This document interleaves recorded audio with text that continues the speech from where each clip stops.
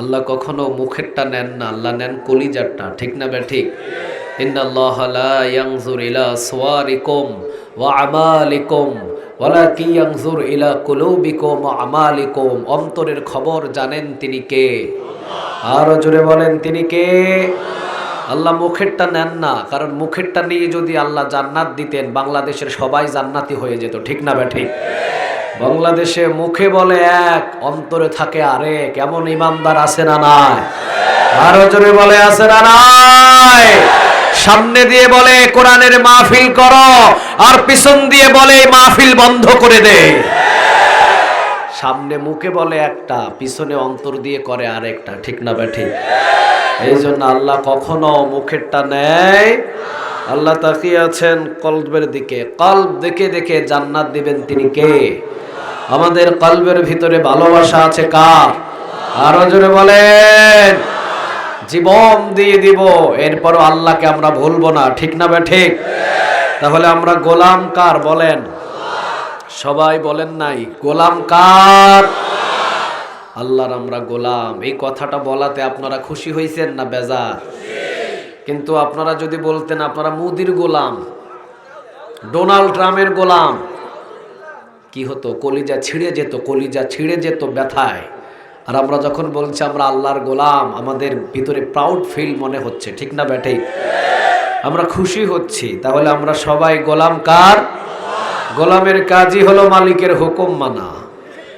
গোলাম কখনো গোলাম নিজের ইচ্ছা মতো চলতে পারে না, তাহলে তার গোলামি থাকে না। ঠিক না বেঠিক? গোলামির কাজ হলো একটা মালিকের হুকুম মেনে চলা। মালিকের নাম কি বলেন? আরো জোরে বলেন। চলেন আমরা আলোচনায় ঢুকে যাই। আপনারা আমার টন শুনেই বুঝে ফেলেছেন, আমার ভয়েস শুনেই বুঝে ফেলেছেন আমি সুস্থ মানুষ না, আমি অসুস্থ মানুষ। আজকের মাহফিলে যার সাথে সব সময় যোগাযোগ হয়েছেন আমার ভাই, ওনাকে আমি একবার বলেছিলাম ভাই আমি তো অসুস্থ, কিভাবে আমি যাব? উনি বলছেন হুজুর আসেন, চলে আসেন। তা আমি চিন্তা করলাম যে মানুষ কতখানি কি হয় না হয়, আমি যাব কোরআনের মাহফিলে। যাক আলহামদুলিল্লাহ রওনা দিলাম। আবার মাঝপথে চিন্তা করলাম শরীর তো ভালো লাগছে না, ব্রেক করি, মনে হয় না গেলেই ভালো হবে। পরে আবার চিন্তা করলাম যে না, বাহির যখন হয়েছি গায়েব থেকে সুস্থতা দেওয়ার মালিক কে? চলে আসলাম। যদি না আসতাম আজকের মাহফিল কমিটিদেরকে যে আপনারা কি ভাবতেন আল্লাহই ভালো জানে। ঠিক না? কিন্তু বক্তারাও তো সুবিধা অসুবিধা থাকে, থাকে না? কথা বলেন না কেন? থাকে থাকে। আমি আজ 4টা দিন পর্যন্ত কথাই বলতে পারছি না। ডাক্তারকে বললাম, উনি বলছেন যে আপনার কণ্ঠে একটা রেস্ট দেন, অন্তত 2টা দিন আপনি একটু বয়ান থেকে বিরত থাকেন, গলাটা একটু শান্তি পাক, এরপর 2 দিন পরে শুরু করিয়েন। কিন্তু সুযোগ হচ্ছে না।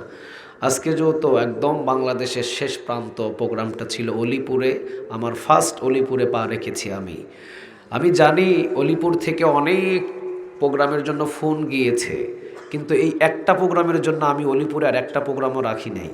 কারণ বেশি ঘন ঘন প্রোগ্রাম দিলে প্রোগ্রামের শান মর্যাদা কমে যায়। তো এই জন্য আমি যদি অলিপুরে 10টাই প্রোগ্রাম নিয়ে নিই, তাহলে বাকি 10 জন আলোচক তো আর এখানে আসতে পারলো না। ঠিক না ঠিক? আমি চাই অলিপুরে আমি একটা নিব, আরও 9 জন আলোচক অলিপুরে পা রাখুক। আলহামদুলিল্লাহ বলে। একটা ফুলের একরকম ঘ্রাণ হবে। তো অলিপুরে আমি আর প্রোগ্রাম রাখলাম না, একটাই রাখলাম। চিন্তা করলাম একটাই রেখেছি, আবার যেতে পারবো না, এটা কি হয়? যাই অন্তত দেখা করে আসি। বয়ান আজকে করতে পারবো না, শুধু দেখা করতে আসছি। সবাই খুশি তো? সবাই বললেন না? সবাই খুশি তো? আমার আগে যিনি আলোচনা করেছেন মুফতি মোহাম্মদ শাহাদাত বিন শাফি রাহিমাহুল্লাহ, প্রিয় ভাই চমৎকার কথা বলেছেন। আমি এসেছি, বেশি দেরি হয় নাই, কারণ আমার রাস্তা তো একদম কাছে না। গতকালকে পাবনাতে প্রোগ্রাম করেছিলাম, সেখান থেকে এখানে প্রায় 200-250 কিলোমিটার। আপ ডাউনে হয় কয়শো? 500 কিলোমিটার। যদি অসুস্থ শরীর নিয়ে আসি, শরীরে কিছু আছে বলে মনে হয়, কিছু আছে বলে মনে হয়। 2টা ওষুধ খাওয়ার পরে উঠছি এখন আমি, এখনও আমার গা কাঁপছে। তো ইচ্ছে ছিল মন খুলে কথা বলার, কারণ কুড়িগ্রাম এটা হলো কোরআনের ঘাঁটি। বাংলাদেশের ভিতরে কুড়িগ্রাম এমন একটা কোরআনের উর্বর জায়গা, আমার তো মনে হয় বাংলাদেশের কোন ডিস্ট্রিক্টে যদি সর্বপ্রথম কালিমার পতাকা উড়ে যায় তো কুড়িগ্রামবাসী কালিমার পতাকা উড়াবে, ঠিক না বেঠে? এটা হলো সেই কুড়িগ্রাম। তো কোরআনের ঘাঁটি যেখানে, সেখানে এসেছি, কথাও দু চারটা না বললেও ভালো লাগছে না। চলেন আমরা আলোচনায় ঢুকে যাই। আমি যেহেতু অসুস্থ শরীর, না আসার থেকে যে এসেছি এতটুকুতে আপনারা খুশি থাকিয়েন, আর যতটুকু পারবো আলোচনা করে আমরা একসাথে এখান থেকে বিদায় নিব সবাই বলেন ইনশাআল্লাহ। আমরা আল্লাহর নামে 3টা তাকবীর দিতে পারবো তো সবাই? তাকবীর হবে কার নামে? আরো জোরে বলেন কার? গলা যতই ফাটিয়ে দেন অমুক ভাইয়ের চরিত্র ফুলের মতো পবিত্র, একটা নেকো আমল নামায় জমা হবে না। কিন্তু যখনই আপনি আল্লাহর নামে তাকবীর দিবেন, 2টা ওট জিহাদের ময়দানে দান করা নেক আল্লাহ আপনার আমল নামায় জমা করে দেবে। না হয় নাই সুবহানাল্লাহ? বাড়িতে গিয়া বললেন সবাই একসাথে আওয়াজ দিয়ে বলেন সুবহানাল্লাহ। বললে আসমান এবং জমিনের খালি জায়গা নেক দিয়ে তার আমল নামায় জমা করে দিবেন। তিনি কে? চলেন আমরা 3টা আল্লাহর নামে তাকবীর দিয়ে আমরা আলোচনায় ঢুকে যাই। আমারে দায়িত্ব দাও, আমি দিই, তুমি দায়িত্ব পরে নিও। অন্তত আমি 3টা তাকবীর দিই। চলেন লিল্লাহে তাকবীর, লিল্লাহে তাকবীর, নারে তাকবীর। আল্লাহ আমাদের এই তাকবীরগুলোকে তুমি কবুল করো। আরো জোরে বলেন আমিন। বলেন কোরআন কিতাবটা কার? আর একটু জোরে বলেন কার? কোনো সন্দেহ? আরো জোরে বলেন কোনো সন্দেহ? এই কোরআন থেকে কথা হবে, সবাই শুনতে রাজি আছেন তো? আবু বকরের ঈমান নিয়ে বসলে ঈমান বেড়ে যাবে, আবু জেহেলের ঈমান নিয়ে বসলে শয়তানি বাড়বে। এখনো সুযোগ আছে আবু বকর হওয়ার, ঠিক না ব্যাঠিক? আবু জেহেল যদি আবু বকর হতো তো ওই আবু বকরের মতো আবু জেহেলের জন্য জান্নাতের বাগান বানিয়ে রাখতেন। তিনি কে? আরো জোরে বলেন তিনি কে? আমরা আবু জেহেল হতে চাই না, আমরা আবু বকর হব ইনশাআল্লাহ। আরো জোরে বলেন ইনশাআল্লাহ। কোরআনের ভিতরে সূরা আছে কয়টা? আরো জোরে বলেন কয়টা? 114টা। 114টা। 114টাই মানেন তো? আরো জোরে বলেন 114টাই মানেন তো? ওযু ভাঙার জন্য আপনাদের এলাকায় পেশাব করা লাগে কয়বার? বোঝা গেছে কুড়িগ্রামবাসী পেশাব করে ওযু করে না। হ্যাঁ, পেশাব করে আপনাদের এলাকায় ওযু পেশাব কয়বার করলে ওযু নষ্ট হয়ে যায়? সবাই বলতে হবে কয়বার? কোরআনের 6666 আয়াত অমান্য করে কাফের হওয়া লাগে না, একটা আয়াত অমান্য করলেই কাফের হয়ে যায়, ঠিক না বেঠিক? এই কোরআনের মানবো আমরা 12 আনা না 16 আনা? 12 আনা না 16 আনা? 12 আনা মানার মতো পৃথিবীতে ইমানদার কম না বেশি? আরো জোরে বলেন। খাবার পরে মিষ্টি খাওয়া সুন্নত, এইটা মানে। জিহাদের ময়দানে তরবারি ধরা সুন্নত, এটা মানে না। এমন ইমানদার বাংলাদেশে আছে না নাই? আল্লাহ আমাদের খাঁটি ইমানদার বানাও, আমরা বলি আমিন। আমরা গোলাম কার? হুকুম মানবো কার? কার কিতাব থেকে কথা শুনবো? কণ্ঠের অবস্থা যে অত ভালো নয়, চলেন বাবু এটা লাগবে না আমার, তুমি রাখো। চলেন কণ্ঠের অবস্থা যেহেতু ভালো না, আমরা কোরআন থেকে আলোচনার ভিতরে শুনে যাই। ইন্নাহু লাকুরআনুন কারীম, সূরা ওয়াকিয়ার ৭৭ নম্বর আয়াতের ভিতরে আল্লাহ বলছেন ইন্নাহু লাকুরআনুন কারীম, যে এই কোরআন ধরবে সে কোরআনের মতোই সম্মান পেয়ে যাবে। সুবহানাল্লাহ। বাড়িতে গিয়ে বললেন, আরেকটু আওয়াজ দিয়ে বলেন সুবহানাল্লাহ। ইন্নাহু লাকুরআনুন কারীম, কোরআন হলো সম্মানিত কিতাব, যে কোরআন ধরবে তার সম্মান এবং মর্যাদা বাড়িয়ে দিবেন। তিনি কে? আরো জোরে আওয়াজ দিয়ে বলেন তিনি কে? আলহামদুলিল্লাহি রাব্বিল আলামিন আর রহমানির রহিম মালিকি ইয়াউমিদ্দিন।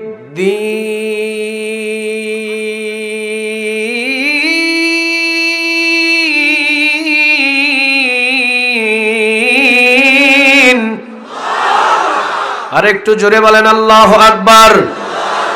আওয়াজ দিয়ে বলেন আল্লাহু আকবার। সূরাতুল ফাতিহা কোরআনের প্রথম একটা সূরা। একবার যদি কেউ পড়ে 15 পারা কোরআন তেলাওয়াতের নেক আমল নামায় জমা করে দিবেন তিনি কে? আরো জোরে আওয়াজ দিয়ে বলেন তিনি কে? আলহামদুলিল্লাহি রাব্বিল আলামিন আর রাহমানির রহিম মালিকি ইয়াউমিদ্দিন।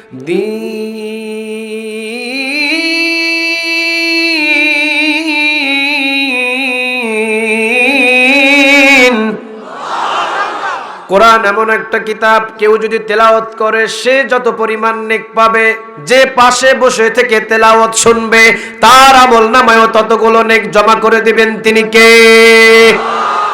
এমন শ্রেষ্ঠ কিতাব পৃথিবীতে একটাও, আর একটু আস্তে বলেন একটাও।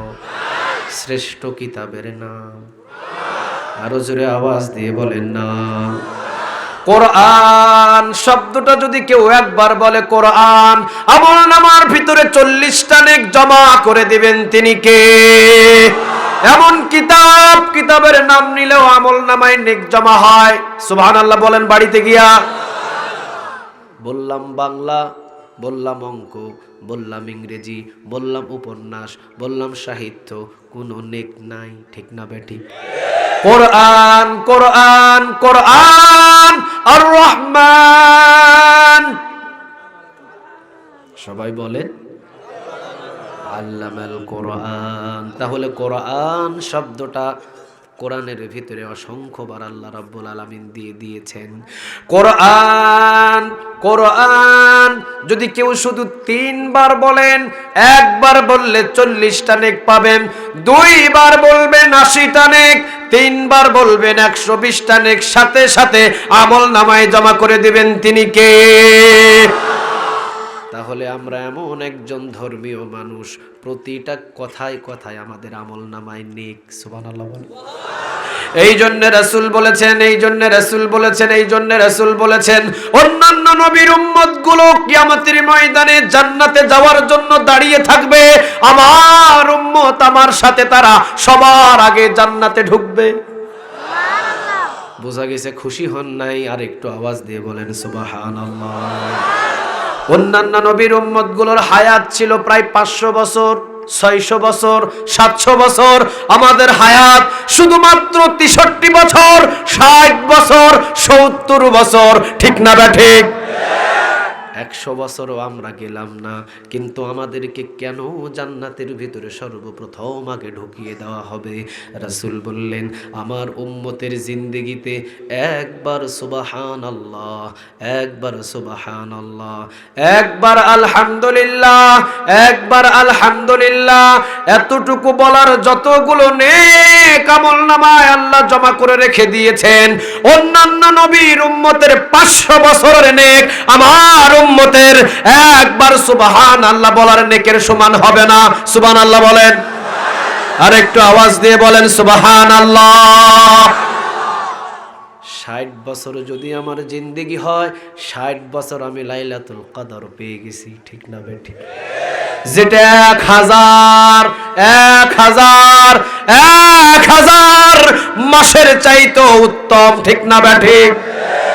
60 বছরে না জানি কত হাজারের নেকের অধিকারী আমি হইছি। সুবহানাল্লাহ বলেন।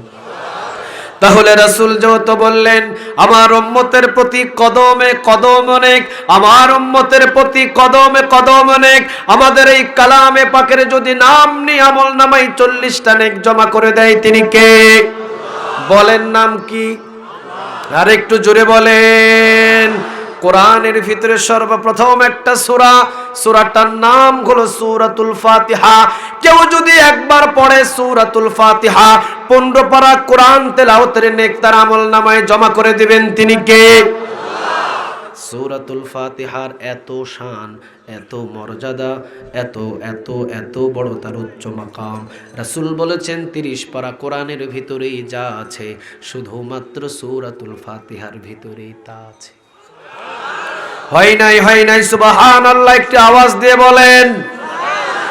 কি মনে করেন আপনি সূরাতুল ফাতিহা মুখস্থ করে রেখে দিয়েছেন? কোন দিন মুখস্থ হইছে আপনি নিজেও জানেন না, ঠিক না ঠিক? কোন দিন ভাবে আপনার মুখস্থ হয়ে গেছে নিজেও জানেন না। রাসূল বললেন সূরাতুল ফাতিহা এমন একটা সূরা, যদি 30 পারা কোরআন আমাকে না দেওয়া হতো, শুধু সূরাতুল ফাতিহা যদি আমার উপরে নাজিল করা হতো, সূরাতুল ফাতিহার উপরে যদি আমার সকল উম্মত আমল করা শুরু করত, জান্নাতি হয়ে যেত। তাহলে সূরাতুল ফাতিহার মর্যাদা বেশি না কম? আরো জোরে একটু আওয়াজ দিয়ে বলেন, বেশি না কম? এসেছি কুড়িগ্রাম, অলিপুরের ভিতরে সর্বপ্রথম আমার কদম পড়েছে। গ্রামে খেটে খাওয়া মানুষ আমরা সবচাইতে কোরআনের ময়দানে বেশি বুঝি, ঠিক না বেঠি? যারা জীবনে কোনোদিন চুরি করে নাই, যারা জীবনে কোনোদিন ডাকাতি করে নাই, যারা জীবনে কোনোদিন রডের বদলে বাঁশ দেয় নাই, ঠিক না বেঠি? রডের বদলে বাঁশ পৃথিবীর কোন জায়গায় না থাকলেও বাংলার জমিনে আছে না নাই? যারা জীবনে কোনোদিন চুরি করে নাই, জীবনে কোনোদিন 9কে 6 করে নাই, জীবনে কোনোদিন চুরির সাথে সম্পর্ক নাই, ওই মানুষগুলোই খেটে খাওয়া রিকশা চালক, টেম্পু চালক, সিএনজি চালক, ড্রাইভারের প্যাসেঞ্জার অথবা তরকারি ব্যবসায়ী, পান ব্যবসায়ী, এগুলো মানুষগুলোই কিন্তু আমরা কোরআনের মাহফিলে বেশি। কিন্তু গিয়ে দেখেন যারা, কিন্তু গিয়ে দেখেন, আমি নাম নিতে পারছি না কারণ পরিস্থিতি ভালো না, এই জন্য মুখে আসে আবার চলে যায়, নাম নেওয়া আমার পক্ষে সম্ভব না। এমন কিছু মানুষ এই সমাজের ভিতরে আছে যারা সারা রাত এখানে যদি বসে থেকে কোরআন শুনে, আগামীকাল সারা দিন যদি ঘুমায়া থাকে, এরপরেও কিন্তু তাদের বেতন 1 টাকা কাটা হবে না। ঘুমায়া থাকলেও তার ঘুম কেউ জাগাতেও পারবে না। এমনও কিন্তু এলাকাতে বহু মানুষ ছিল, কিন্তু ওরা এই কিতাবের আলোচনা শুনতে আসে না। আসতে বলেন ঠিক? যারা একটা কলমের খোসা দিয়ে, বললে কষ্ট নেবেন না, এক কলমের খোসা দিয়ে লক্ষ কোটি টাকা, টাকার 18 কোটি মানুষের আত্মসাৎ করে নিজের পকেটে ঢুকায়, ওই মানুষগুলো কিন্তু কোরআনের মাহফিলে আসে না, ঠিক না বেঠে? আসে কারা? আমরা শুধু দিন মজুরি আমরাই, ঠিক না বেঠে? এই জন্য বাংলার জমিনের ভিতরে দেখবেন কোরআনের কয়েকটা দল আছে। একটা দলের কথা বলবো না আমি, বাংলার জমিনের ভিতরে কোরআনের কয়েকটা দল আছে। ওই দলের ভিতরে সবচেয়ে বেশি দিনমজুরি মানুষ। এই জন্য রাসূল 1400 বছর আগে বলেছেন, কিয়ামতের ময়দানে ধনীদের চাইতে গরিবদেরকে 500 বছর আগে জান্নাতে ঢুকায়া দিবেন তিনি কে? আবার রাসূল বললেন, আমার জমিনের ভিতরে কিছু গরিব মানুষ থাকবে যারা, ওদের কাছ থেকে কিয়ামতের ময়দানে কোনো হিসাব নামা হবে না, বিনা হিসাবে জান্নাতে ঢুকে যাবে। সুবহানাল্লাহ। বাড়িতে গিয়া আরেকটু আওয়াজ দিয়ে বলেন সুবহানাল্লাহ। রাসূল বললেন ওরা কারা? রাসূল বললেন ওরা কারা? রাসূল বললেন ওরা কারা? এখন এক কথায় উত্তর দিয়ে দেন, যারা কোরআন মানে 16 আনা তারা। যারা কোরআন মানে 16 আনা তারা। তাহলে আমরা গরিব মানুষ এসেছি কোরআনের ময়দানে, আমাদের বাড়ি নেই, আমাদের গাড়ি নাই, আমাদের সরকারি কোনো গাড়িও দেওয়া হয় নাই, ঠিক না ঠিক? কিন্তু এই 16 আনা কোরআন মানতে গিয়া কিন্তু অনেক সময় টাকা দিয়ে ছুটে আসা লাগে, আমরা কিছুই পাই না, দেওয়া লাগে, ঠিক না ঠিক? দেন এই কোরআনের জন্য যা দিবেন উহুদ পাহাড়ের চাইতেও বেশি আমল নামায় জমা করবেন তিনি কি? আরো জোরে বলেন তিনি কে? রাসূল বললেন গরিব মানুষ 500 বছর আগে জান্নাতে যাবে। আবার রাসূল নিজে দোয়া করতেন, তিরমিজির বর্ণনা, আল্লাহুম্মা হিনি মিসকিনাও ওয়া আমিতনি মিসকিনাও ওয়াহশুরনি ফি যুমরাতিল মাসাকিন। আল্লাহ কিয়ামতের ময়দানে তুমি আমাকে মিসকিনদের কাতারে উঠায়ো, দুনিয়াতে থাকাকালীন আমাকে মিসকিন অবস্থায় রাখিও, মৃত্যুটা মিসকিন অবস্থায় দিও, কিয়ামতের ময়দানে গরিব দুঃখী মানুষদের কাতারে আমারে উঠায়ো। তাহলে আমাদের কাতারে আমাদের রাসূলও আছে, ঠিক না বেঠিক? আমাদের কাতারে আমাদের রাসূলও আছে। যেহেতু রাসূল বললেন বিনা হিসাবে জান্নাতের ভিতরে চলে যাবে। কিছু গরিব মানুষ, তারা কারা? তারা কারা? যারা কোরআন মানে 16 আনা, ঠিক না বেঠিক? ওদেরকে কিয়ামতের ময়দানে যখন উঠানো হবে, ওরা দেখবে এলাকার অমুক হিসাব দেয়, এলাকার তমুক হিসাব দেয়, যারা রডের বদলে বাঁশ দিয়েছে তারা হিসাব দেয়, যারা 15 কিলোমিটার রাস্তা 20 কোটি টাকা 10 কোটির কাজ হয়েছে, 10 কোটি হয় নাই, কোথায় গেছে আল্লাহ ছাড়া কেউ জানে না, তারা হিসাব দেয়। আমাদের মতো দিনমজুরি মানুষগুলো শুধু হা করে তাকায়া থাকবো, কিরে হিসাব তো এরাই দিবে, আমরা দাঁড়ায় আসি কেন, চল জান্নাতে চল। সুবহানাল্লাহ, আসতে কেন? আরে মুসলিম শরীফের বর্ণনা, আমার বানানো কথা না। মুসলিম শরীফের বর্ণনা, আমার বানানো কথা না। ওরা তাকিয়ে থেকে দেখবে, হিসাব দেয় এলাকার গেডি মোটাওয়ালা, ভুড়ি মোটাওয়ালা কিছু নেতা আছে না নাই, হিসাব দেবে তারা। দাঁড়িয়ে থেকে দেখবে রিকশা চালক, আমাদের মতো দিন মজুরি, আমরা বলবো আমরা কেন দাঁড়িয়ে আছি, ও যেগুলোর হিসাব দেয়, যে অ্যাকাউন্টের হিসাব দেয়, এই অ্যাকাউন্ট জীবনে কোনোদিন আমাদের ছিল না। একটা মানুষের 5টা অ্যাকাউন্ট হয়তো এখানে কারোই নাই, ঠিক না বেঠিক? আছে? আল্লাহ তাদেরকে হেদায়েত দান করুক। আমি বোঝানোর জন্য বলছি, আরে কথা বোঝেন, আমি বোঝানোর জন্য বলছি। আমরা দিন মজুরি, আমাদের ব্যাংক অ্যাকাউন্ট লাগে না, 500 টাকা ইনকাম, 600 টাকা খরচ, তাহলে ব্যাংক অ্যাকাউন্ট হবে কেমনে আমাদের? 100 টাকা তো ঘাটতি রইল। সেই মানুষগুলো আমরা যখন কিয়ামতের ময়দানে উঠবো, তাকিয়ে দেখবো কারা দাঁড়িয়ে আছে, যাদের সুইস ব্যাংক অ্যাকাউন্ট, যাদের বিদেশি বাড়ি বেগমপাড়া, যাদের বিদেশি বাড়ি বেগমপাড়া, যারা নিজের বইয়ের একটা গাড়ি, নিজের ছেলের একটা গাড়ি, নিজের নাতির একটা গাড়ি, নিজের নাতির মামির একটা গাড়ি, নিজের নানার একটা গাড়ি, নিজের নানির একটা গাড়ি, নিজের 4টা গাড়ি, এতগুলাও গাড়ি আছে না না? আরো জোরে বলেন, আছে না না? ওই মানুষগুলো হিসাব দিবে, তাকিয়ে থেকে দেখবে রিকশা চালক, তাকিয়ে থেকে দেখবে দিনমজুরি, তাকিয়ে থেকে দেখবো আর গেটের চাকর, হিসাব দিচ্ছে ওই নেতা। আমি কেন দাঁড়িয়ে? গরিব মানুষগুলো একত্রিত হয়ে সোজা জান্নাতের দিকে রওনা দেবে। মাঝখানে ফেরেশতারা দাঁড়িয়ে যাবে, ফেরেশতারা বলবে তোমরা যাও কই, তোমরা যাও কই?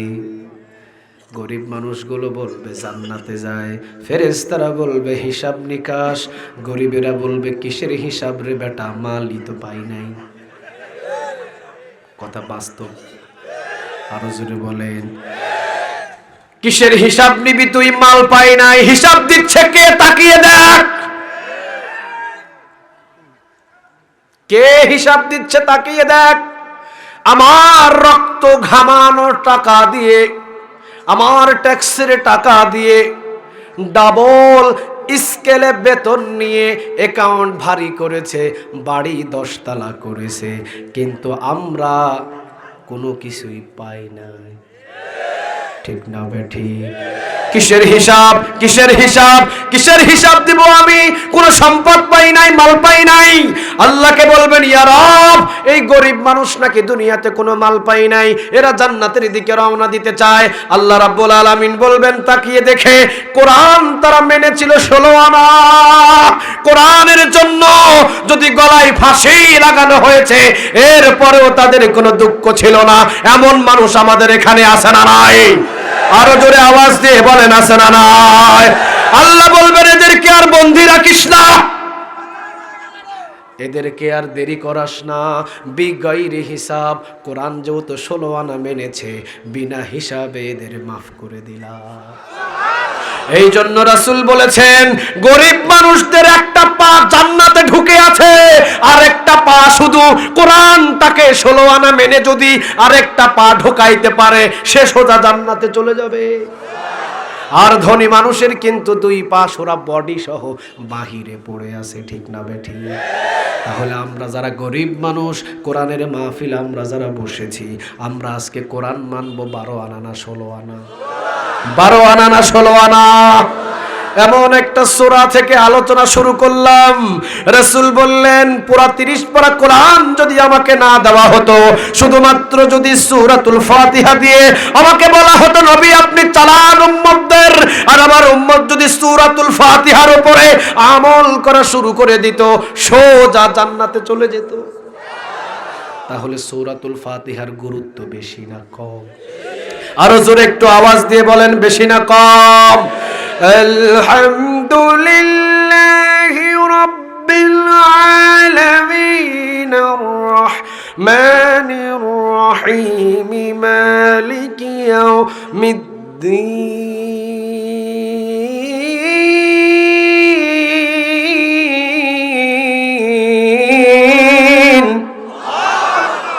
ভলিউম ঠিক ছিল, আর একটু বাড়ান। ওই ভলিউম কই? বক্সের ভলিউমটা একটু বাড়ায়া দিয়েন। আলহামদুলিল্লাহি রাব্বিল আলামিন, প্রশংসা কার? আরো জোরে আওয়াজ দিয়ে বলেন, প্রশংসা কার? আর রহমানির রহিম, তিনি পরম করুণাময়, অতি দয়ালু, তার মতো দয়ালু কেউ নাই। তার বিরুদ্ধে আবু জেহেল কথা বলে, তাকেও কোরমা পোলাও খাওয়ায়। আর বেলাল ইসলামের জন্য কিন্তু জীবন দেয়, রক্ত খরচ করে। বেলাল কিন্তু মোটা চালের ভাতও নাই। দুনিয়ার পরিস্থিতি কিন্তু ইমানদারের এমন, ঠিক না বেঠি? রাসূলের কাছে বিচারে দিলেন, ইয়া রাসূলুল্লাহ আবু জেহেল মোটা চালের ভাত খায়, আবু লাহাব মোটা চালের ভাত খায়, উতবা চিকন চালের ভাত খায়, সাইবা চিকন চালের ভাত খায়, আবু জেহেল কোরমা পোলাও ছাড়া তাদের খাবার এক বেলাও নাই, প্রতি বেলায় কোরমা পোলাও। আর আমরা এই আনন্দি জিহাদের ময়দানে জীবন দিই, 5 ওয়াক্ত নামাজ সেজদায় লুটিয়ে পড়ে থাকি, আমাদের কপালে মোটা চালের ভাত নাই। ইয়া রাসূলুল্লাহ আল্লাহ কেমন রহমান, আল্লাহ কেমন রহিম। রাসূল বললেন একটা আঙ্গুল যদি সাগরের মধ্যখানে ডুবায়া দাও, সাগরের মধ্যখান থেকে যদি আঙ্গুলটা উঠাও, ওই আঙ্গুলের আগায় পানি থাকবে 1 ফোঁটা, ওই 1 ফোঁটা পানি সম পরিমাণ, ওই 1 ফোঁটা পানি সম পরিমাণ দুনিয়ার শান্তি আবু জেহেলের, দুনিয়ার শান্তি উতবার, দুনিয়ার শান্তি সাইবার, দুনিয়ার শান্তি ফেরাউনের, দুনিয়ার শান্তি নমরুদের, আর পুরা সাগর পরিমাণ যেই শান্তি, ওইটা কিয়ামতের ময়দানে আখিরাতের জীবনে বেলালের। সুবহানাল্লাহ, বাড়িতে গিয়া বইলে। আজকে কিন্তু আমরা যারা কোরআন 16 আনা মানি, আমাদের পেটে কিন্তু ওই 4 দেয়ালের জেলখানার ভাত। আর যারা কোরআনের বিরুদ্ধে কথা বলে, তারা কিন্তু সবচাইতে দামি গাড়ি, দামি বাড়ি, দামি টাকার মালিক, ঠিক না বেঠিক?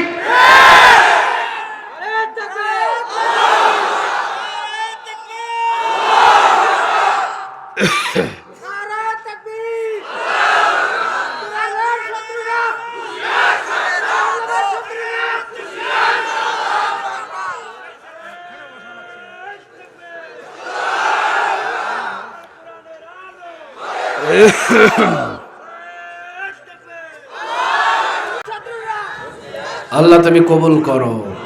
আরো জোরে বলেন আমিন। জায়গা মতো এসে বলে দেখ, হাড্ডির একটা গিরাও খুঁজে পাওয়া যাবে না। এসি রুমের ভিতরে বহু ইসলামের বিরুদ্ধে কথা বলা যায়, কিন্তু মনে রেখে দিও, ময়দানে এসে কথা বলে দাঁড়ায় থাকার সুযোগ বাংলার জমিনের মানুষ দিবে না। শরীফ শরীফা, শরীফ শরীফা, শরীফ থেকে শরীফা হবে, ওইদিকে আলোচনা আমার নিয়ে যাওয়ার সময় নাই।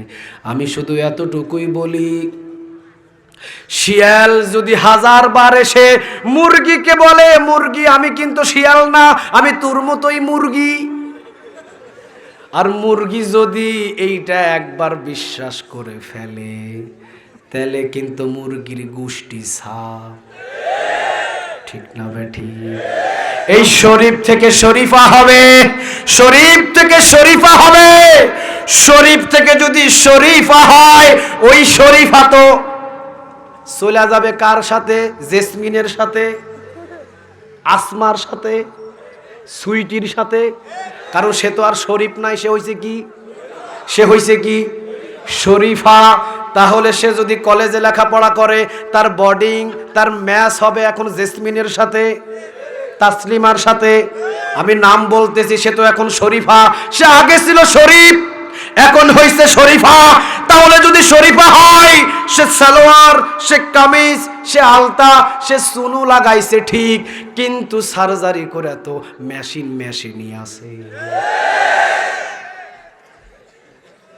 শিয়াল তো মুরগিকে বলছে, মুরগি আমি তোর মতোই শিয়াল, কিন্তু কই শিয়াল তো তার দাঁত খুলে আসে না। আক্রমণ করার তো অস্ত্র তার কাছে আছে। ঠিক না বেঠি? বলতেছে শরীফ থেকে শরীফা মানে কি? শরীফ থেকে শরীফা মানে কি? একজন মানুষ, আমি পুরুষ, আমি ইচ্ছা করলে আজ থেকে নারীর সাথ চলতে পারবো, এটা নাকি তারা বৈধতা দেয়। অথচ 1400 বছর আগে রাসূল তাদেরকে লানত দিয়েছেন, যেই পুরুষ মহিলার সাজসজ্জা গ্রহণ করে। ঠিক না বেঠি? আবার যেই মহিলা পুরুষের সাজসজ্জা গ্রহণ করে, এদের উপরে লানত দিয়েছেন মুহাম্মদ সাল্লাল্লাহু। তাহলে শরীফ থেকে শরীফা, এই গল্পটা আবার আমাদের বাংলার জমিনের কিছু মুসলমান যুবকদের পড়ায়। ঠিক না বেঠি?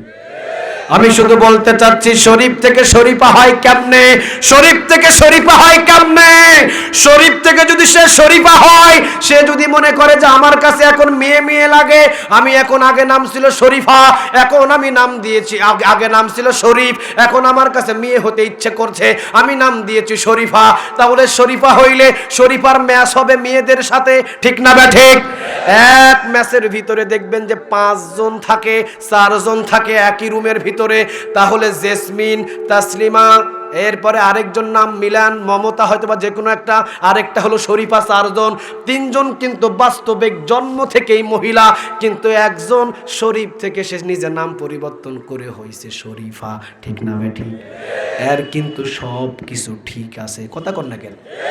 সব কিছু ঠিক আছে। 4 জন মহিলা যদি একই রুমে থাকে, অনেক সময় মহিলা একই রুমের ভিতরে আছে, তাদের মাথায় কাপড় দেওয়ার প্রয়োজন হয় না, ওড়না নেওয়ার প্রয়োজন হয় না, শর্ট টি শার্ট পরেও থাকে। হয়তো 3 জন মহিলা, এইটা তো ছিল পুরুষ, নিজে হইছে মহিলা, এইটাও যদি ওদের সাথে চলাফেরা করে, ভিতরে যে একটা যৌবন সবার আছে না নাই? আরো জোরে বলেন, আছে না নাই? যৌবন তো ভিতরে সবারই আছে।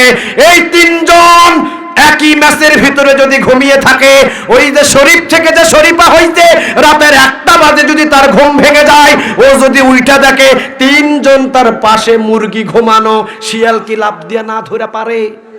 আরো জোরে বলেন, পারে? তাহলে এই চিন্তাটা কিন্তু আমার বাংলাদেশের শিক্ষাবিদদের মাথায় ঢুকে নাই। আসতে বলেন, আসতে বলেন।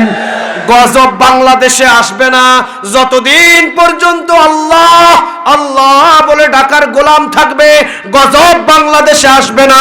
কিন্তু এই যে যারা শরীফ থেকে শরীফাকে প্রমোট করে ভাইরাল করতে চায়, এদের জন্য আমাদেরকেও মরতে হবে। ঠিক না বা ঠিক?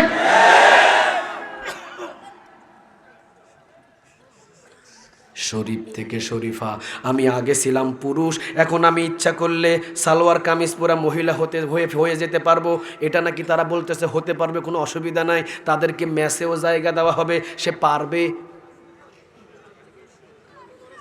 12টা বাজবে, কথা কন না কেন? ছেলের ভিতরে মেয়ে ঢুকবে, মেয়ের ভিতরে ছেলে ঢুকবে। ঠিক না বা ঠিক?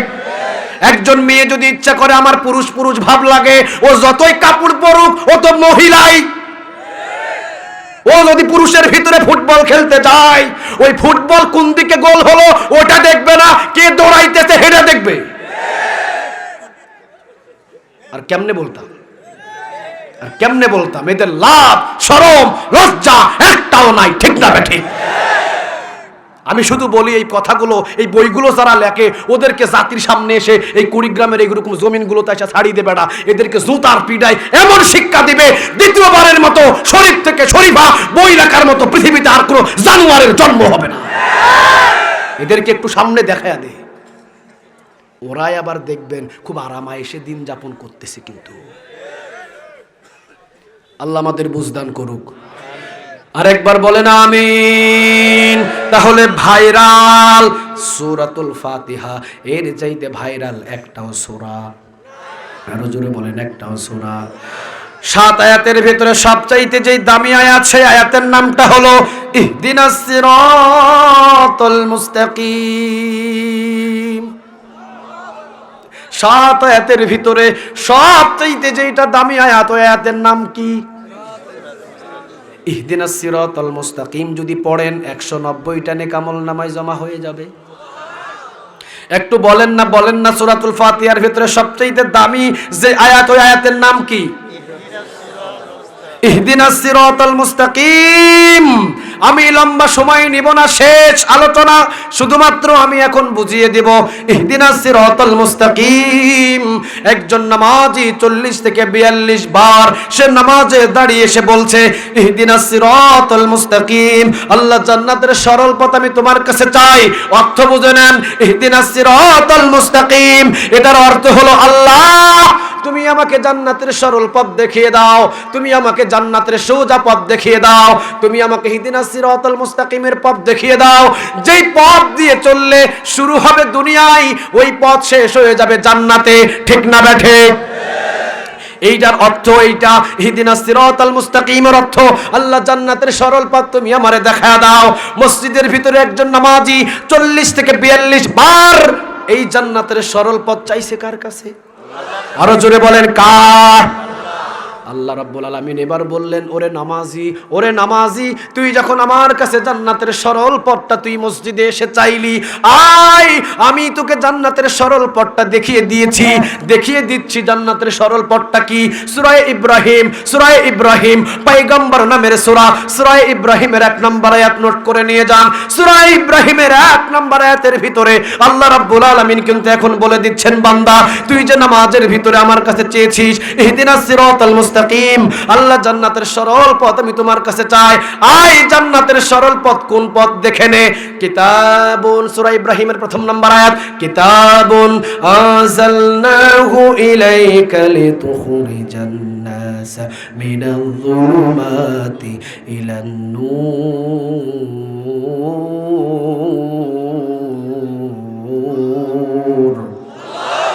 কিতাবুন আনজালনাহু ইলাইকা লিতুখরিজান নাস মিনাজ যুলুমাতি ইলান নূর। ও নবী, এই নামাজিগুলো আমার কাছে জান্নাতের সরল পথ চাই 40 থেকে 42 বার। আবার যদি তাহাজ্জুদ যোগ করে তাহলে 50 পেরিয়ে যায়।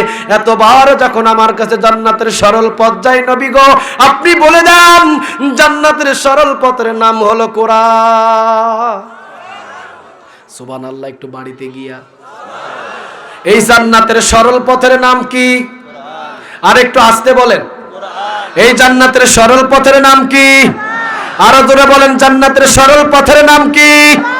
তাহলে আমার উচিত ছিল, আরে বাংলার জমিনের ভিতরে যারা নামাজি আমাদের উচিত ছিল মসজিদের ভিতরে গিয়ে আমি যখন বলেছি ইহদিনাস সিরাতাল মুস্তাকিম, আল্লাহ জান্নাতের সরল রাস্তা তুমি আমাকে দেখায় দাও, আল্লাহ রাব্বুল আলামিন যেহেতু বললেন বান্দা জান্নাতের সরল রাস্তা হলো 30 পারা কোরআন, যা এই জান্নাতের সরল পথ দিয়ে চলা শুরু কর। উচিত ছিল মসজিদ থেকে বাহির হয়ে কোরআনটাকে বুকের ভিতরে নিয়ে কোরআনের আন্দোলনে নেমে পড়া, ঠিক না বা ঠিক?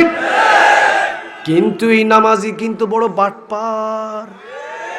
হেতে মসজিদে গিয়া কয় ইহদিনাস সিরাতাল মুস্তাকিম, আল্লাহ জান্নাতের সরল পথ তুমি আমারে দেখাও। আবার মসজিদ থেকে বাহির হইয়া হেতে কিন্তু আমার এরশাদ শিকদারের লাঙ্গলের মিছিলে যায়। এমন বাটপার বাংলাদেশে আছে না? আরো আসতে বলেন, আছে না নাই? আপনাদের কুড়িগ্রামের কেন্দ্রীয় মসজিদে নামাজ হয় কি হয় না? আরো জোরে বলেন, হয় কি হয় না? এই কুড়িগ্রামের কেন্দ্রীয় মসজিদে যখন আজান হয়, আল্লাহু আকবার, আল্লাহু আকবার, যখন আজান দিয়ে দিল, মনে করলো নামাজিরা নামাজে যেতে হবে। কুড়িগ্রামের কেন্দ্রীয় মসজিদের 10 কাতার, কয় কাতার? আরো জোরে বলেন, কয় কাতার? আরো আসতে বলেন, কয় কাতার? 10 কাতার।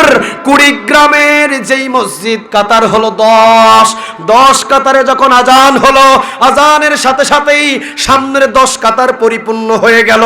এই 10 কাতারের সকল মুসল্লি সূরাতুল ফাতিহা ছাড়া অন্য কিছু দিয়ে নামাজ পড়ে না।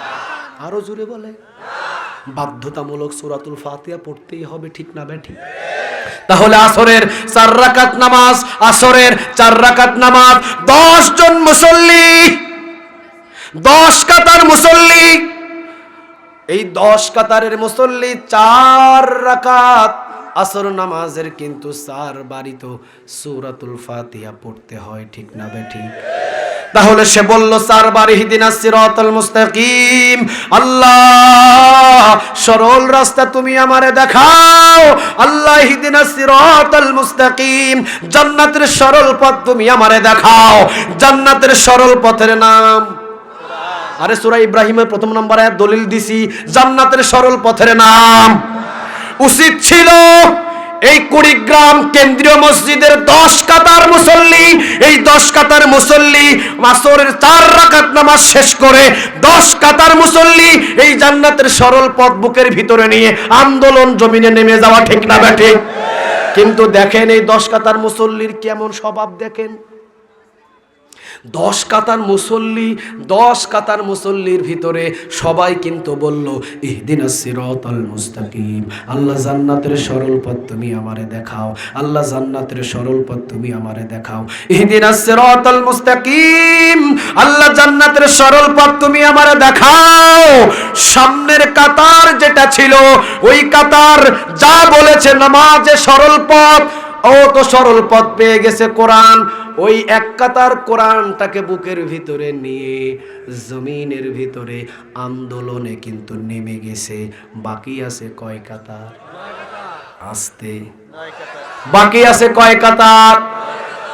1 কাতার গেল। ইহদিনাস সিরাতাল মুস্তাকিম মানে মসজিদের যেটা আল্লাহর কাছে চেয়েছিল, আল্লাহ তো দিয়ে দিয়েছে সরল পথ। এই সরল পথের আন্দোলন নিয়ে 1 কাতার বাহির হয়েছে জমিনের ভিতরে মসজিদ থেকে, কিন্তু বাকি আছে 9 কাতার। ওই 9 কাতারের ভিতরে 3 কাতার সোজা চলে গেছে লাঙ্গলের দিকে, এরশাদ শিকদারের লাঙ্গলের দিকে। বাকি 3 কাতার চলে গেছে ধানের শীষের দিকে।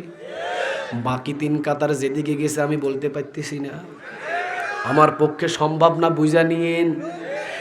1 কাতার গেল শুধুমাত্র এই আল্লাহকে যা বলেছিল নামাজে, কিন্তু 10 কাতারই কিন্তু বলছিল, ঠিক না বেঠিক?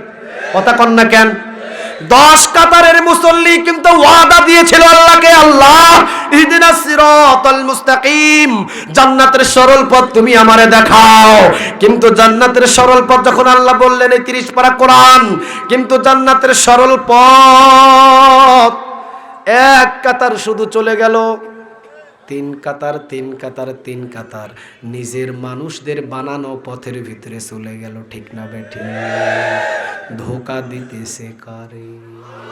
আস্তে আস্তে মার দিতে পারে, মার আসতে পারে। কাকে ধোকা দিচ্ছে? আরো জোরে বলেন, কাকে?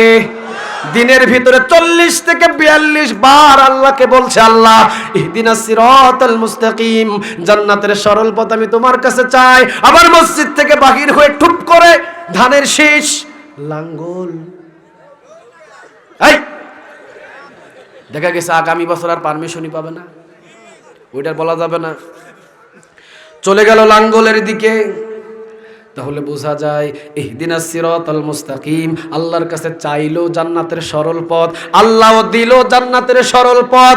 কিন্তু না, আল্লাহর কাছ থেকে জান্নাতের সরল পথ পাওয়ার পরেও গেডি ঘাটটাকে তেড়া করে কাট করে চলে গেছে লাঙ্গলের দিকে।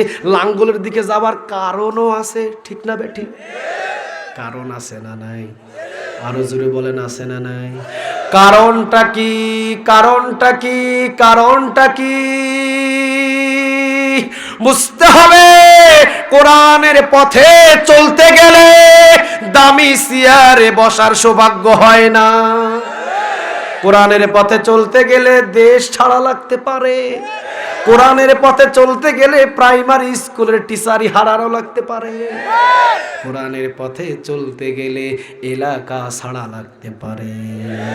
ওই যে দুনিয়ার কিছু সুবিধার জন্য কিন্তু ইহদিনাস সিরাতাল মুস্তাকিম চাইছে সরল পথ, চলতে পারে না সরল পথে, এমন নামাজি বাংলাদেশে আছে না নাই? আরো আসতে বলেন, আছে না নাই? ওয়াদা দেয় 40 থেকে 42 বার আল্লাহর কাছে। প্রতিদিন 40 থেকে 42 বার যখন ওয়াদা ভঙ্গ করে, আল্লাহ বলে, বান্দা বহু বাটপার দেখেছি, তোর মতো বিশ্ব বাটপার একটাও দেখি না। যশোরে এক জায়গায় মাহফিলে গেলাম, এমন একজন আসলেন লোক, বড় ধনী মানুষ। আসার পরে উনি বললেন, হুজুর 1 মিনিট আমাকে সময় দেন। আমি বললাম, আমি তো বয়ান করতেছি। কয় অসুবিধা নেই, 1 মিনিটে শেষ করব। 1 মিনিটে 11 মিনিট নিয়ে গেল। আমি কিছু বলি নাই। 11 মিনিট বয়ানের শেষে বলল, আমি এই বছরে আপনাদের এই কবরস্থানের মসজিদের জন্য 1 লাখ টাকা দান করে গেলাম। কেউ বলল না সুবহানাল্লাহ। আরে আপনাদের বলি নাই, ওই জায়গার মানুষ একজনও বলল না সুবহানাল্লাহ, কেউ বলল না আলহামদুলিল্লাহ। সবাই মাথা নিচের দিকে দিয়ে তাকিয়ে আছে। আমি বললাম, ব্যাপার কি? আমি এরপরে উনি যখন নেমে গেলেন, আমি বললাম, সভাপতি সাহেব চলেন, উনি 1 লক্ষ টাকা যেহেতু দান করছে, ওনার জন্য একটা খাস করে দোয়া করি। সভাপতি হাত ধরে কয়, সর্বনাশ, দোয়া করা যাবে না। আমি বললাম, কেন দোয়া করা যাবে না? কয়, হুজুর একবার না, 7 বছরে 7 লাখ জমা 1 টাকাও পাই নাই।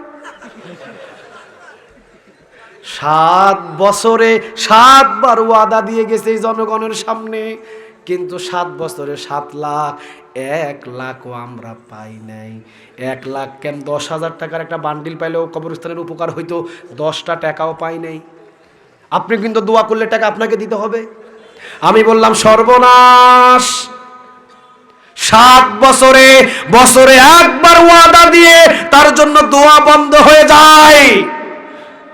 আর আপনি নামাজি 40 থেকে 42 বার আল্লাহর কাছে ওখানে ওয়াদা দিয়েছেন, আল্লাহ জান্নাতের সরল পথ আমি তোমার কাছে চাই। আল্লাহ বললেন, জান্নাতের সরল পথ 30 পারা কোরআন, কিন্তু আপনি মসজিদ থেকে বাহির হয়ে লাঙ্গলের পিছনে ঘুরতেছেন। বোঝা যায় আপনার মতো বাটপার পৃথিবীতে একটাও নাই। আসতে বলেন ঠিক, চিৎকার দিয়ে বলেন ঠিক না বেঠিক? তাহলে আমরা যারা বাংলার জমিনের ভিতরে নামাজি, আমরা যারা বাংলার জমিনের ভিতরে নামাজি, এই নামাজিগুলো যদি মসজিদে যা বলি, ইহদিনাস সিরাতাল মুস্তাকিম, আল্লাহ জান্নাতের সরল পথ আমি তোমার কাছে চাই, মসজিদ থেকে বাহির হয়ে এই সরল পথের আন্দোলন যদি আমরা বাংলার জমিনে করতাম, আল্লাহর কসম শুধু নামাজিদের আন্দোলনে বহু আগে কোরআনের রাজ কায়েম হয়ে যেত, ঠিক না বেঠিক?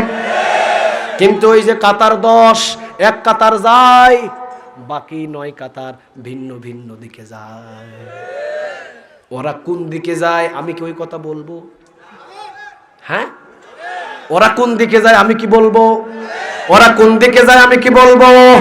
ওরা কোন দিকে যায়, ওরা কোন দিকে যায় আসেন তাহলে জেনে নেন।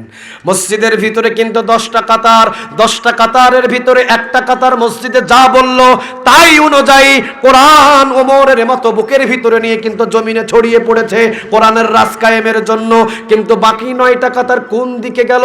ওরাও তো দল করে, ঠিক না বেঠিক? কিন্তু ওদের দলের নাম কোরআনের দল না, ওদের দলের নাম তাগুদের দল। ওদের দলের নাম কিসের দল? আস্তে আস্তে আস্তে বলেন, ওদের দলের নাম কিসের দল? এখন বুঝতে হবে, হুজুর কেমনে আপনি তাগুত বানালেন, কেমনে আপনি তাগুত বানালেন? আমাদের ইরশাদ শিকদার ওই কাকু কিন্তু এক সময় রাষ্ট্রপ্রধান ছিল।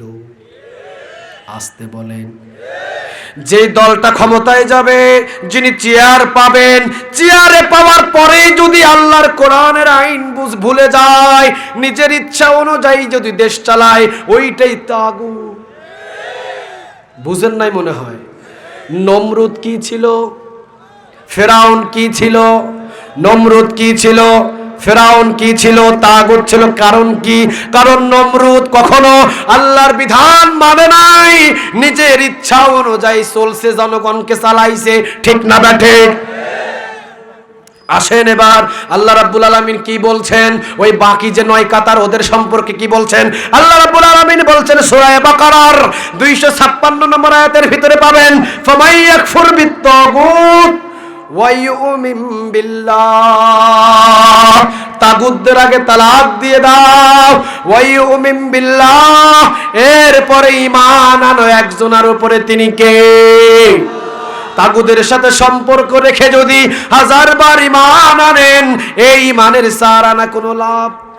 আর জোরে বলেন সারানা কোনো লাভ? আপনাদের উদাহরণ দিয়ে দিই, মাছ ধরার জন্য নদীতে যান, কি নিয়ে যান? কি নিয়ে যান? জাল। জাল দিয়ে মাছ ধরার পর মাছটা রাখেন কোথায়? ছেড়ে দিব, মাছটা রাখেন কোথায়? হ্যাঁ, ঠন্ড নাকি খলাই? খলাই কিন্তু একটা গামছা দিয়ে শক্ত করে মাজার ভিতরে বাঁধে। ঠিক না বেঠে? মাজার ভিতরে বেঁধে খলাই মাছ জাল দিয়ে যখন মারে, জাল দিয়ে যখন মারার পরে মাছ একটা দুইটা আসে, মাছটা কিন্তু বাহির করার পর কোথায় রাখে? কিন্তু বিসমিল্লাহ বলে খলাইয়ের তলা নাই। কি নাই? কথা বলেন, কি নাই? কয়টা মাছ বাড়িতে আসবে? কয়টা মাছ বাড়িতে আসবে? আল্লাহ রাব্বুল আলামিন বলছেন ফামাই ইয়াকফুর বিত্তাগুত, আগে তাগুতদের তালাক দে, ওয়া ইউমিন বিল্লাহ, এরপরে আমি আল্লাহর উপরে ঈমান আন। তাগুতদের সাথে সম্পর্ক করে, তাগুতদের পিছনে ঘোরাঘুরি করে নামাজ পড়বি, এই নামাজ তোর সারানা আসবে না। ঠিক না বেটে? ওই যে তোর তলায় খলায়ের কি নাই? কথা বলেন, কি নাই? তলা নাই। আল্লাহ বললেন ফামাই ইয়াকফুর বিত্তাগুত, আগে তাগুতদের তালাক দিয়ে দে, ওয়া ইউমিন বিল্লাহ, এরপরে ঈমান আন কার উপরে?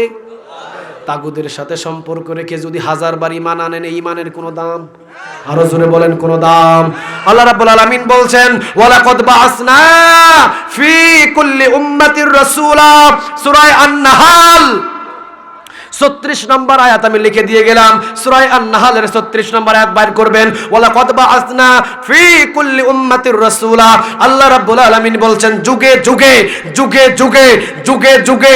আজকের আলোচনা করার বিষয়টা হলো আমার এই জন্য, এই ময়দান থেকে যদি একজন আল্লাহর খাস গোলাম আগামীকাল ফজর নামাজ থেকে এই কোরআনের দল করা শুরু করে, এই মাহফিলটা কবুল। ঠিক না বে ঠিক? একজন যদি কোরআনের আমার কর্মী বাড়ে, 200টা মাহফিলে 200টা কর্মী বাড়লো। ঠিক না বে ঠিক? মাহফিলটা কবুল করে নেবেন তিনি কে? আরো জোরে বলেন, তিনি কে? গুলো রাখেন।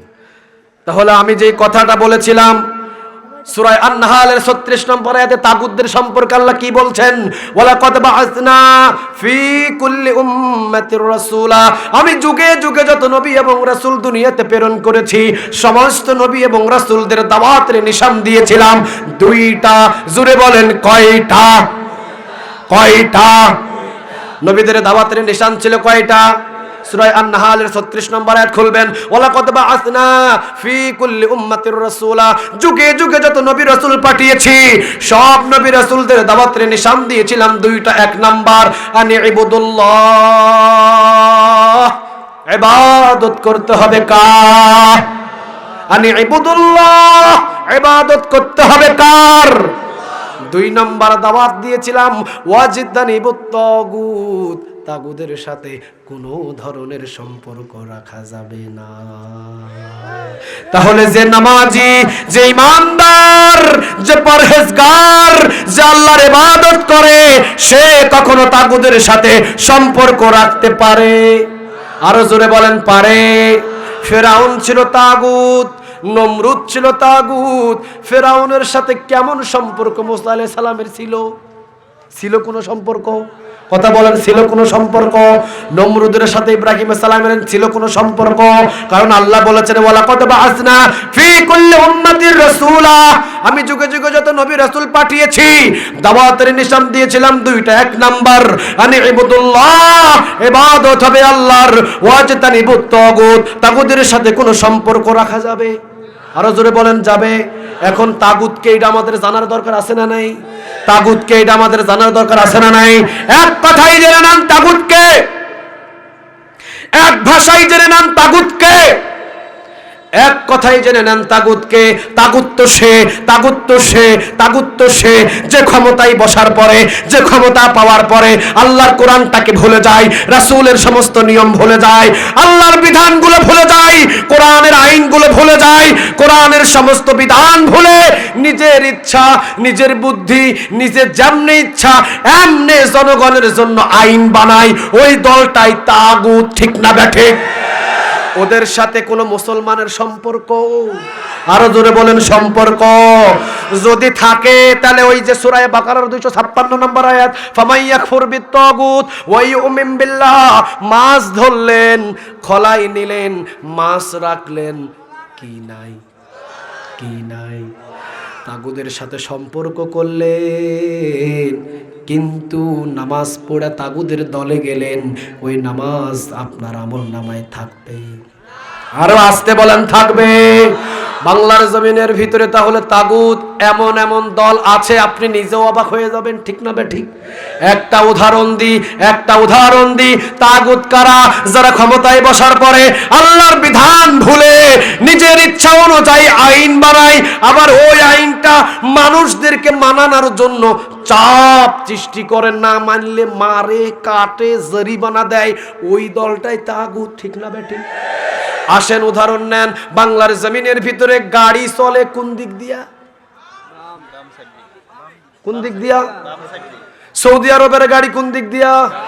1400 বছর আগে রাসূলের সুন্নাহ, কিন্তু তারা এখনো মনে রাখছে, আমরা পারি নাই। মুদিও কায়ত, আমরাও কায়ত, মুদিও চলে বামে, আমরাও বামে। কথা কন না কেন? আরে মুদি বামে চলুক, অসুবিধা নাই, 98% মুসলমান, আমি কেন বামে চলবো? আমার তো রাসূলের সুন্নাহ মানা দরকার। ঠিক না ঠিক? কিন্তু আমার গাড়ি চলছে বাম দিক দিয়া, আমি আমার ড্রাইভারকে বললাম, ড্রাইভার তুমি আজ থেকে আমার গাড়িটা তুমি ডান দিক দিয়ে চালাও। যেহেতু সৌদি আরবের গাড়ি টানে, ইরাকের গাড়ি টানে, ফিলিস্তিনের গাড়ি টানে, দুবাইয়ের গাড়ি টানে, সব গাড়ি টানে, আমিও রাসূলের সুন্নাহ অনুযায়ী ডান দিক দিয়ে চলতে চাই। ডান দিক দিয়ে চললাম, কুড়িগ্রামের শহরের ভিতরে ঢুকতেই একজন পুলিশ সার্জেন্ট আমাকে সিগন্যাল দিল, কি ব্যাপার হুজুর, রং সাইডে কেন ড্রাইভ? আমি বলছি আমি রং না, আমি রাইট। হ্যাঁ, উনি বলছেন, হুজুর কি বলেন, পাগল টাগল হয়েছেন নাকি আপনি? আমি কই আমি পাগল না, পাগল আপনি। কই কেমনে আমি পাগল হইলাম? আমি বললাম আমি ডান দিক দিয়ে চলি, রাসূল বলেছেন ডানপন্থী হও, ডান দিক দিয়ে চলো, ডান দিক দিয়ে খাও, ডান দিকে সব করো, কিয়ামতের ময়দানে ডান হাতে আমলনামা দিয়ে দিবেন তিনি কে? এই জন্য আমি আমার রাসূলের সুন্নাহ অনুযায়ী ডান দিক দিয়ে চলি। উনি বলছেন হুজুর হবে না। কেন হবে না? কয় আমার বাংলাদেশের সংবিধানে লেখা আছে বাম দিক দিয়ে চলতে হবে। কিন্তু আপনি যে ডান দিক দিয়ে চলতেছেন হুজুর, এটা রং হচ্ছে, আপনি বাম দিক দিয়ে চলেন। আমি বললাম ভাই সাহেব, আপনি কি আমাকে রাসূলের সুন্নাহ আদায় করতে দিবেন না? আপনি আমাকে কি রাসূলের সুন্নাহ আদায় করতে দিবেন না? আমি ডান দিক দিয়ে চলবো। উনি বললেন না, তাহলে আমার চাকরি থাকবে না, আপনাকে বাম দিক দিয়ে চলতে হবে। আমি বললাম আমি ডান দিক দিয়ে চলবো। উনি বলল আপনাকে বাম দিক দিয়ে চলতে হবে। জোরাজুরি আছে না নাই? কথা কন না কেন, আছে না নাই? আমি বললাম আমি ডান দিক দিয়ে চলবো। উনি বললেন হুজুর আর পারতেছি না আপনার সাথে, স্মার্ট কার্ড দেন, দিলাম, ফিটনেস দেন, দিলাম, ট্যাক্স টোকন দেন, দিলাম, আমার প্রাইভেট কারের সমস্ত কাগজগুলো আমি তাকে দিয়ে দিলাম। উনি কাগজগুলো নিয়ে ওনার ফাইল একটা বাহির করে কি যেন টেনে টেনে লিখে বলেন হুজুর বেশি না 15,000। ডান দিক দিকে চললে খুশি হবেন কে? ডান দিক দিয়ে চলা আইন কার? আরো আসতে বলেন আইন কার? আমার রাসূল যেহেতু ডান দিক দিয়ে চলেছেন, ডান দিক দিয়ে চললে আমার আল্লাহ খুশি। আমি ডান দিক দিয়ে চললাম, কিন্তু আমাকে জোর করে বাম দিক দিয়ে চালাতে চাইলো। আমি বললাম আমি চলবো না। 15,000 টাকা দামের মামলা দিয়া আমাকে বাম দিক দিয়ে জোর করে চালালো। বুঝতে হবে আমি আল্লাহর আইন মানতে গেলাম, আল্লাহর আইন মানতে গিয়ে আমাকে 15,000 টাকার মামলা দিয়ে জোর করে ইহুদিদের আইন যারা মানায়, ওই আইনগুলোই তাগুত। যারা জোর করে মামলা দেয় ওরাই তাগুত। এখন আপনি চিন্তা করেন, মসজিদে 10 কাতারের ভিতরে কিন্তু ইহদিনাস সিরাতাল মুস্তাকিম সরল পথের ভিতরে 1 কাতার গেছে, বাকি 9 কাতার কিন্তু এখনো যাইতে পারে নাই, ঠিক না বেটি?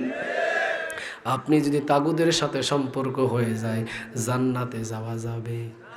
আরো জোরে বলেন, জান্নাতে যাওয়া যাবে? তাহলে বাংলার জমিনের ভিতরে আমরা যারা নামাজি, আজ থেকে শপথ নিলাম, মসজিদ থেকে বাহির হয়ে ওমর যেরকম কোরআন নিয়ে জমিনে নেমেছে, আবু বকর যেমন কোরআন নিয়ে জমিনে নেমেছে, আবু বকরের নামাজ আর আমাদের নামাজ, ওই 4 রাকাত আসর নামাজ আবু বকর পড়েছেন, ওমর ওই 4 রাকাত আসর নামাজ পড়েছেন, আমরাও কিন্তু আসরের 4 রাকাত নামাজ পড়ি, কিন্তু ওমর নিয়ে নামছে জমিনে কোরআন, আমরা নিয়ে নামি লাঙ্গল। সমস্যা এই জায়গায়, ঠিক না বেঠিক? তাহলে আজ থেকে আমরা কোরআন নিয়ে জমিনে নামবো ইনশাআল্লাহ। আরো আসতে বলেন ইনশাআল্লাহ।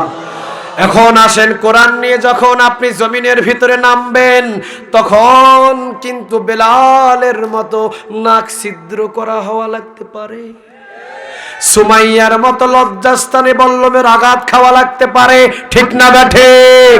রাসূলের মতো এত ভালো মানুষ একটাও নাই, ওই মানুষটাই কিন্তু এই পথে চলতে গিয়ে ঘর ছাড়া লাগছে। আমাদের ছাড়া লাগতে পারে কি পারে না? আরো জোরে বলেন, পারে কি পারে না? ঘর ছাড়া লাগলে ঘর ছাড়বো, কিন্তু কোরআন আর পথ ছেড়ে দিব। আরো জোরে বলেন, ছেড়ে দিব। যত সরল পথ নিয়ে আমরা সবাই রওনা দিলাম, হঠাৎ 10 জন 36 রাইফেল নিয়ে আমার বুকের সামনে এসে যদি আমাদেরকে জিজ্ঞাসা করে, এই তোর বুকের ভিতরে কি? বলেন, আমাদের বুকের ভিতরে কি? ওরা বলল, কোরআনটা ছেড়ে দে, এছাড়া 3 মাসের জেল দিব। জেলের ভয়ে যদি কোরআন ছেড়ে দিই, জান্নাতে যাওয়া যাবে? আবার বলল, 3 মাস জেল দিয়ে যখন কোরআন ছাড়লি না, 3 বছর জেল দিলাম, তারপরেও কোরআন ছেড়ে দে। 3 বছরের জেলে যদি কোরআন ছেড়ে দিই, জান্নাতে যাওয়া যাবে। এই জন্যই তো আমার হামজা ভাই 3 বছর পরে আসার পরে আরো মজবুত হয়েছে। আসতে বলেন ঠিক? ওরা মনে করে জেল দিয়ে কোরআনের পথ থেকে সরানো যায় না, জেল দিলে কোরআনের পথ আরো মজবুত হয়, ঠিক না বেঠিক? কোরআনের পথ মজবুত হলো 3 বছর, এবার বাড়ালো 4 বছর, এবার বাড়ালো 5 বছর, এবার ক্রস ফায়ার। কি ফায়ার? ক্রস ফায়ার অথবা ফাঁসি নিয়ে যাওয়া হলো গভীর জঙ্গলে। ক্রস ফায়ার 10 জন রিমান্ডে নিয়ে 10 জন ক্রস ফায়ার দেওয়ার জন্য 36 রাইফেল এই বুকের ভিতরে ধরেছে। আমি আরেক দিকে কোরআন ধরে আছি, উনি বলছেন 36 রাইফেলের বুলেটের গুলি দিয়ে বুকটা ঝাঁঝরা করে দেব যদি তুমি কোরআনটা না ছেড়ে দাও। 36 রাইফেলের গুলির ভয়ে যদি কোরআন ছেড়ে দিই, জান্নাতে যাওয়া যাবে? আরো আসতে বলেন, জান্নাতে যাওয়া যাবে? তাহলে বোঝা গেল 36 রাইফেলের গুলি খেয়ে কোরআন বুকের ভিতরে ধরে এই জালিমদের কারাগারে জান্নাতে যেতে হবে, ঠিক না বেঠে? এই জন্য 13 বছর জেলখানায় থাকার পরেও কোরআন ছেড়ে দিয়ে বাতিলের কাছে মাথা নত করে না। ফাঁসিতে ঝুললো, কোরআন ধরে ধরে এক পা করে ফাঁসির মঞ্চে উঠে নিজের গলায় যখন রশি লাগালো, তাও বা নিজে করলো, নিজের গোসল নিজে, নিজের পোশাক নিজে, গোসল নিজে, পোশাক নিজে, আতর সুরমা নিজে লাগায়া কোরআনটাকে বুকের ভিতরে ধরে নিয়ে আল্লাহকে বলছে, ইন্নাল্লাযীনা ক্বালু রাব্বুনাল্লাহ। সূরা হামিম সিজদার 30 নম্বর আয়াত, ইন্নাল্লাযীনা ক্বালু রাব্বুনাল্লাহ। ও রব, নিশ্চয়ই আমি তোমাকে রব হিসাবে মেনে নিয়েছিলাম। আল্লাহকে যারা রব হিসাবে মেনে নেয়, তারা তো কোরআনটাকে 16 আনা মানে, ঠিক না বেঠিক? আল্লাহকে রব হিসাবে মেনে নেওয়া মানে কোরআনটাকে মেনে নেওয়া একই কথা। ও আল্লাহ, কোরআনটাকে 16 আনা মেনে নিয়েছিলাম, বুকের ভিতরে ধরলাম, সুম্মাস্তাকামু, এই যে দেখো ফাঁসির রায় কিন্তু আমাকে দিয়ে দিছে, আমার বুক থেকে কোরআন সরাতে পারে না। ও আল্লাহ, ফাঁসির পোশাক আমাকে পরানো হয়েছে, এখনো কোরআন বুক থেকে নিতে পারে নাই। তাওবা করানো হচ্ছে, এখনো কোরআন নিতে পারে নাই। এই যে দেখো এক এক করে সিঁড়ি, 7 সিঁড়ি পার হয়ে রশির সামনাসামনি চলে এসেছি, কোরআন আমার বুক থেকে এখনো নিতে পারে নাই।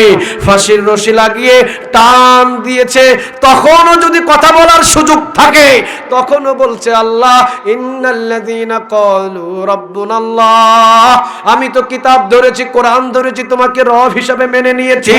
এই যে ফাঁসির রশি টেনে টেনে নিঃশ্বাস বন্ধ হয়ে আসছে, আল্লাহ এখনো পর্যন্ত কোরআনের পথ থেকে আমাকে কেউ সরাতে পারে না। আল্লাহ রাব্বুল আলামিন এখন বলছেন সূরা হামিম সিজদার 30 নম্বর আয়াতে, বান্দারে ফাঁসির রশি ধরে টান দিল, এখনো যখন আমার কোরআনের পথ থেকে তোকে কেউ সরাতে পারলো না, তোর জন্য আমি 3টা সুসংবাদ দিয়ে দিলাম। আস্তে সুবহানাল্লাহ।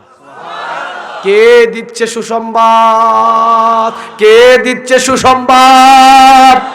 আমাদের বাংলাদেশের প্রধানমন্ত্রী যদি আপনাকে ওনার বাসভবনে দাওয়াত দেয়, সারা বিশ্ব ভাইরা শুধু দাওয়াত খাওয়ার জন্যে আপনি এমন খুশি হবেন, আপনাকে নিয়ে সারা বিশ্ব মিডিয়া ভাইরাল করে দিবে, ঠিক না বেঠি?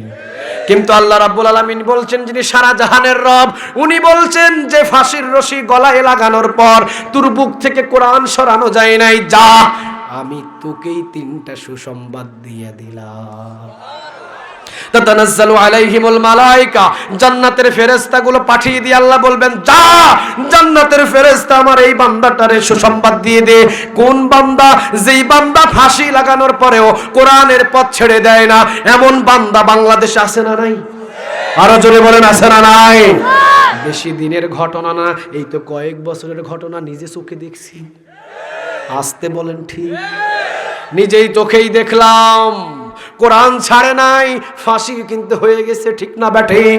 আল্লাহ বলছেন তাতানাজ্জালু আলাইহিমুল মালায়েকা, জান্নাতের ফেরেশতারা যা যা আমার গোলামটারে তাড়াতাড়ি 3টা সুসংবাদ দিয়ে দে, ওর রূহটা বাহির হওয়ার আগেই এই 3টা সুসংবাদ তার কানে শুনিয়ে দে।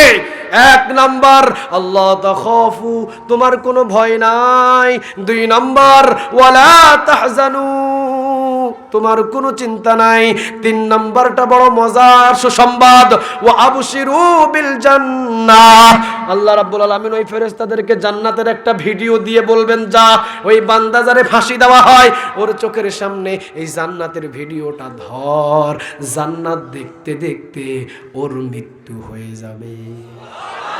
ওয়া আবশিরু বিল জান্নাহ, ফেরেশতারা বলবে 3 নাম্বার সুসংবাদ রে বান্দা, ফাঁসি দিয়েও যে তোর বুক থেকে কোরআনের পথ ছাড়তে পারে নাই, নিতে পারে নাই, 3 নাম্বার আল্লাহ সুসংবাদ দিচ্ছেন, ওয়া আবশিরু বিল জান্নাহ, এই যে জান্নাত দেখছিস, এই জান্নাতটা তোর মৃত্যুর পরেই তোর আসল ঠিকানা।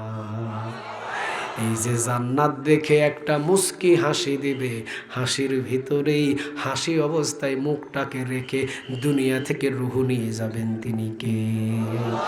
এই জন্য বহু দার্শনিক ওরা বলে, কিরে বুলেট মারিয়ে পারে, আমরা যদি নাস্তিক মারা যায় আমাদের চেহারা হয় কালো, আর একজন কালেমাওয়ালা, একজন কোরআনওয়ালা, ওকে যখন বুলেট মারি ওর চেহারায় হাসি। সুবহানাল্লাহ, বাড়িতে গিয়ে বলে। যারা নাস্তিক ওদের যখন বুলেট মারা হয় ওদের মৃত্যুর পরে চেহারাটা কুসকুসে হয়, আর যারা মুমিন ওদের যখন বুলেট মারা হয়, যেহেতু ইসলামের পথে অটল ছিল, ওই মারা যাওয়ার আগেই জান্নাত দেখায়া মুস্কি হাসি চেহারায় দেয় কে? আরো জোরে বলেন কে? তাহলে বুঝলাম, মসজিদে যারা নামাজ পড়েছি, সরল পথ চেয়েছি, সরল পথ পেয়ে গেছি, সরল পথের নাম সরল পথে। আজ থেকে আমরা সবাই চলা শুরু করবো ইনশাআল্লাহ। আজ থেকে নামাজ পড়বো, নামাজ পড়ে সেই কোরআনের আন্দোলন করব, ঠিক না ঠিক? কোরআনের আন্দোলন ছাড়া আমি নামাজি হয়েও সরল পথ খুঁজে পাবো? আরো জোরে বলেন, পাবো। লিল্লাহে তাকবীর, লিল্লাহে তাকবীর, নারে তাকবীর। আল্লাহ আমাদের সবাইকে সঠিক বুঝ দান করো। আরো জোরে বলেন আমিন। ওয়া আখির দাওয়ানা আনিল হামদুলিল্লাহি রাব্বিল আলামিন। যতটুকু আমি কথা বললাম, আমি মনে হয় আপনাদের দোয়া আছে বিদায় বলতে পারছি। এছাড়া এই ভাঙা গলা নিয়ে এত প্রেশার দিয়ে কথা বলার মতো আমার শক্তি ছিল না। হয়তো কার দোয়া যে কবুল হয়ে গেছে, যার জন্য কিছু কথা বলার চেষ্টা করলাম। সূরাতুল ফাতিহা থেকে যতটুকু আলোচনা শুনেছি, রাসূল বলেন কোরআনের একটা আয়াত থেকে যদি কেউ 1 ঘন্টা আলোচনা শুনে, তার আমল নামায় 500 রাকাত কবুল হওয়া নফল নামাজের নেক জমা হয়। আরেক বর্ণনা এসেছে কোরআনের একটা আয়াত নিয়ে যদি একটু কেউ গবেষণা করে আর ওই গবেষণা যদি কেউ শুনে, তাদের আমল নামায় 60 বছর নফল ইবাদতের নেক জমা হয়। তাহলে আমরা অনেক নেক পেয়ে গেছি। আস্তে আস্তে আমরা বাড়ির দিকে যাব। তবে নামাজ কাজা করব, নামাজ কাজা করব। নামাজ শেষ করে কোনটা বুকে নিয়ে নামবো? আরো জোরে বলেন। আল্লাহ আমাদের সবাইকে কবুল করুক, আমরা বলি আমিন। সমাপনী ঘোষণা আমাদের প্রধান অতিথি দিবেন কিনা? আর দোয়া করে দিব। আস্তাগফিরুল্লাহ। আল্লাহুম্মা আমিন।